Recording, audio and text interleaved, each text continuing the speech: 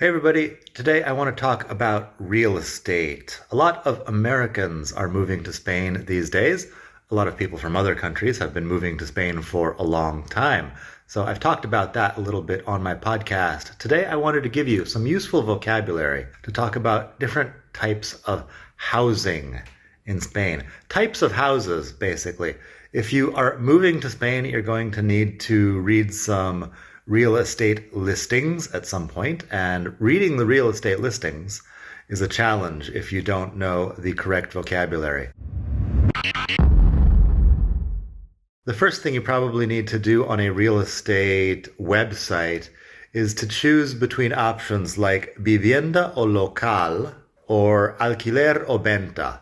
So let's just start there. Vivienda is a house. Vivienda generally is housing. So if you're looking for a place to live, just put vivienda. The other option, local, is a commercial space. These are also on the real estate websites. You might have an option on whatever website you're using for garaje or something like that also. That's a garage or parking space. So there's different options for that. Otherwise, alquiler o venta is another important thing. Alquiler is rent, for rent. Venta is for sale. So choose alquiler o venta depending on your personal circumstances. After that, we have the types of houses. The types of houses, I've got like 10 or 15 types of houses basically here. First, let's do piso. This is the most common thing. Piso is a flat. A flat is basically an apartment. We're going to talk a little bit about that later. In the US, we would probably call it an apartment, but it's a flat in a building with several other flats per floor generally. Over on the blog expatmadrid.com, I have a list of vocabulary for real estate. It's much longer than this, and it goes into different situations about mortgages, about renting, etc. So go to the link down here and you can get the list. Also, sign up for my emails while you're there, and you will not miss any new lessons from the YouTube channel, from the blog, etc.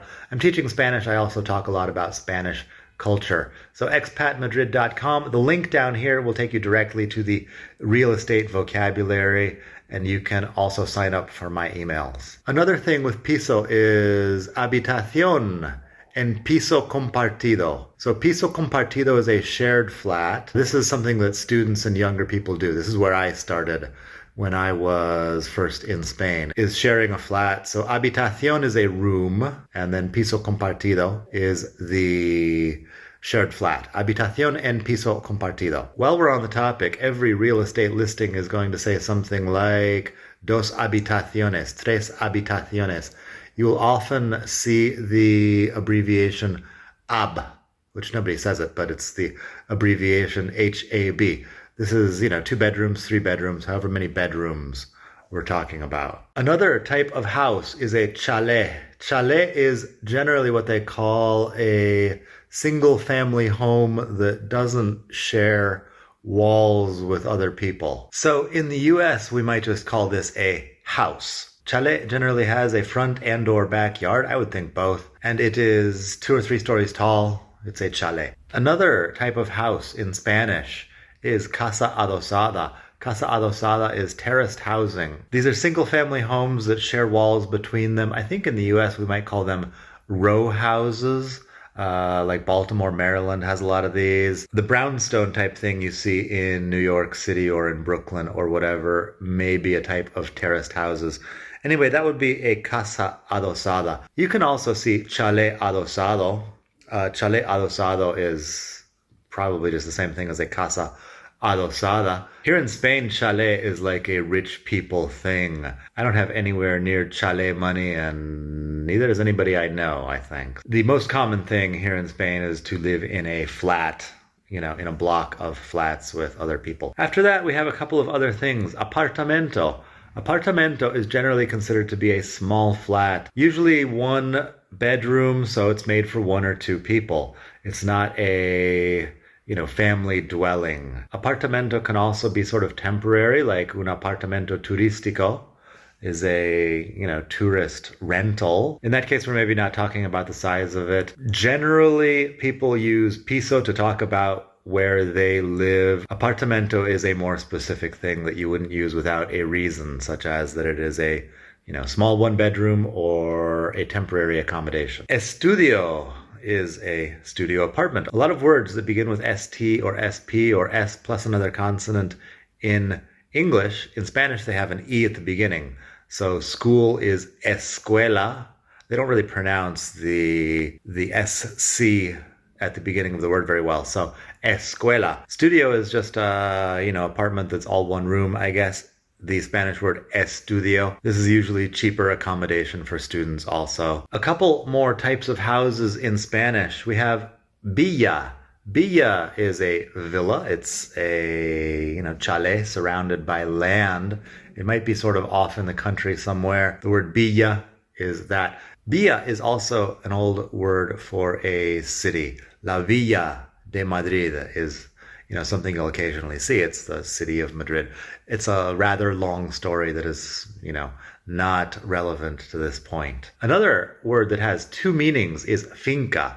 Finca is often something like a ranch out in the country. You could see a sign that says finca privada. Finca privada basically is private property.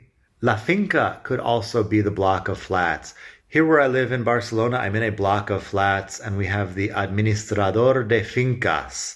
The administrador de fincas is the company that manages the block of flats.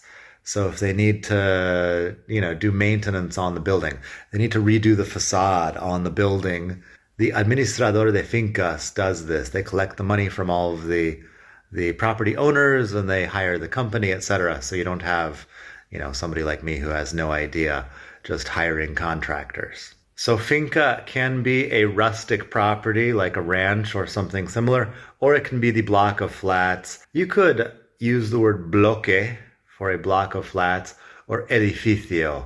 Bloque is pretty similar to block. Edificio is very common. Edificio is just a building of any kind. So I could say, vivo en un edificio de 5 plantas. I live in a building with 5 floors. This is a lot of real estate vocab, but there's more to say about the situation of blocks of flats, because I live in a block of flats, and there's quite a bit of vocabulary about different types of houses within these blocks of flats. Let's start with a bajo. Bajo is the ground floor. So if you're on a real estate website, and it's in Spanish, you will have the option of looking at bajos. Bajos are street level flats. A lot of times they just have a door on the street, which can be a problem. Right down the street from me, there is a brothel, a place with prostitution being practiced. That's legal in Spain. That's a different story. But yes, down the street, there's a brothel. Next door to the brothel, there are some people living in a bajo who have a sign on the door saying, please do not ring our doorbell at 3 a.m. The brothel is next door. So I'm assuming this happened a lot of times to them, and it's a problem. I know somebody else who bought a bajo right next to a cannabis club, and the same thing happens. They get knocks on their doors at all hours of the day and night for the cannabis club. Cannabis clubs and brothels are both discrete sorts of businesses that usually don't have a big sign saying cannabis club or brothel. So, it's discreet and people get confused about exactly which door, and it's a whole problem. So think about that before you buy a bajo. I also just wouldn't enjoy having my door right at street level. I feel like I would be, kind of too close to the traffic and things like that. But if you're in a small town, it could be completely different. Here in Barcelona, I would not want to live in a bajo. Here in Barcelona, a lot of buildings also have an entresuelo. Entresuelo is technically a mezzanine level. Here in my building, we have an entresuelo. It's just a floor between the ground floor and the first floor, which doesn't have balconies on the windows, but people live there. In other buildings, entresuelo might have businesses. You might have a restaurant in the bajo that has an upstairs, and the upstairs would be in the entresuelo of your building. So there's different situations there with the entresuelo. This brings us to a kind of important point about the numbering of the floors because the bajo, in an elevator, the bajo is usually going to be 0, like floor 0. The entresuelo might have an E, and then the first floor with the number 1 is the first floor. But in the US, we would call this first floor the third floor. Here in Barcelona and in other Spanish cities, it could be the first floor, even if it's on the third floor of the building. If we're talking about the floors, we have to learn our ordinal numbers. So primero o primera for the first floor, segundo or segunda for the second floor. This is masculine or feminine, depending on if we're talking about el piso. I am sorry, piso. Now that we mentioned it, can also be the floor of the building. El quinto piso, the 5th floor. El quinto piso could also be la quinta planta. So masculine or feminine, depending on how you're referring to it, it doesn't really matter as far as I can tell. Piso o planta. I would say yo vivo en la quinta planta. You might say yo vivo en el quinto piso. I don't think there's really any big difference here. El bajo you will usually see referred to as el bajo, but technically you could say planta baja. No problem. The lower floor, the ground floor. Bajo is just lower, technically. Okay, so you have your bajo, which is the ground floor. You have your entresuelo. You have primera planta, segunda planta, tercera planta, cuarta planta, quinta planta. I can make another video about the ordinal numbers. This is first, second, third, fourth, fifth, sixth, etc. In English and Spanish. I just gave you the first 5. You may or may not need to know more than that. Usually in Spanish, they don't use ordinal numbers at all past the number 10. So it's not usually a huge problem. On the top floor, you might have un ático. Ático sounds like it's an attic, but it's probably a penthouse. This could be modern. It could be not modern. You really have to see these places to make a call because there's a lot of different living situations. One of the translations on word reference for ático is garret, which I didn't know what a garret exactly was, but I have read plenty of times about people like renting a Parisian garret and writing poetry or something. So ático is just like a maybe smaller flat on the top floor of a building. My building has an ático and then it has a sobreático, which is the upper penthouse. These are separate floors. So there's the regular sized building, then there's a couple of smaller flats in the ático, and then there's maybe one final upper flat, which is the sobreático. This depends on the building. Here in Barcelona, we have a very dense urban population. So my building is technically 10 stories high. 10 stories high is what we would call it in the US. But here in Spain, it is 6 stories. Plus it's got an ático, it's got a sobreático, it's got a bajo, and an entresuelo. So the numbered floors are 6, but there are 4 more floors that have, letters instead of numbers. Long story. You might see some buildings have a loft. Loft is the English word loft, but they have adopted it in Spanish also. People might call it un lof or something, like the FT combination is not going to be easy to pronounce for Spanish people. So un lof. In this case, it's probably sort of a penthouse with an open plan. Probably, if they're calling it a loft, it's probably expensive because it's one of those things that they imported from, New York or London or whatever. And the English word loft indicates a certain amount of luxury. Where I'm from, loft is not that exciting. When I think of a loft, I think of a hay loft, which is where you store, hay in your barn. That is not what we're talking about. A couple of other words you could see for types of houses.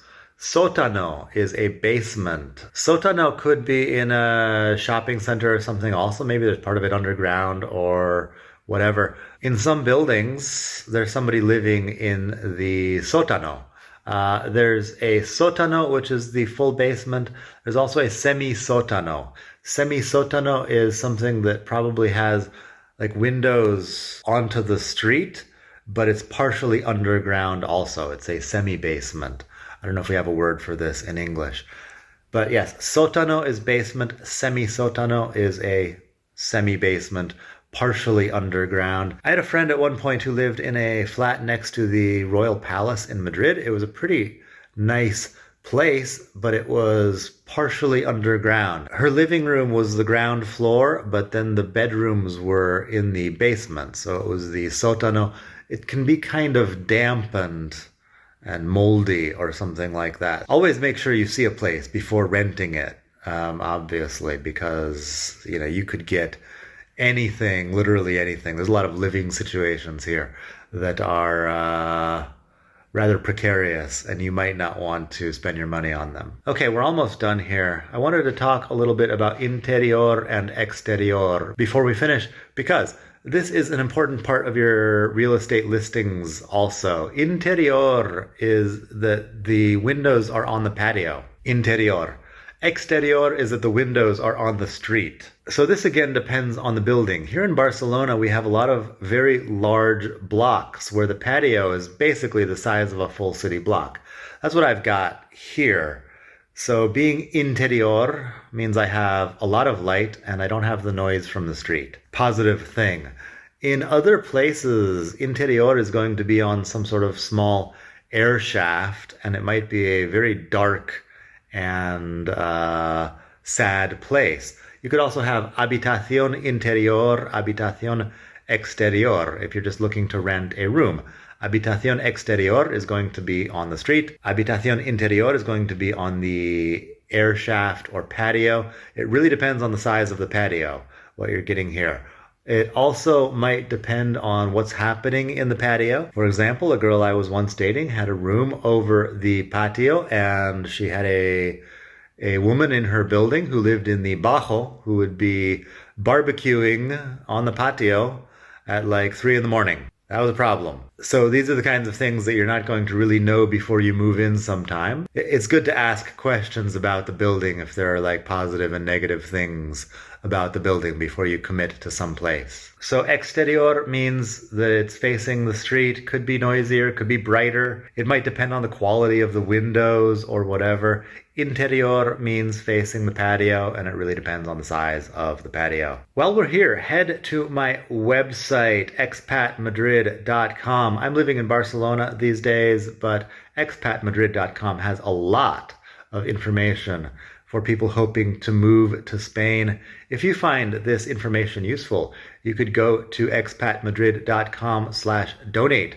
expatmadrid.com/donate. Donate some money. I appreciate it. I do this for free because I enjoy content creation. Generally, I don't really have anything to sell you, but you could donate and it would really help me out. So expatmadrid.com/donate. I will give you a shout out on a future podcast or video if you donate. Just let me know, who you are and where you're from. expatmadrid.com/donate. The Spain to Go podcast has more than 130 episodes about different aspects of Spanish culture. You can listen to that on Spotify, on Apple Podcasts, or wherever. It's also here on YouTube.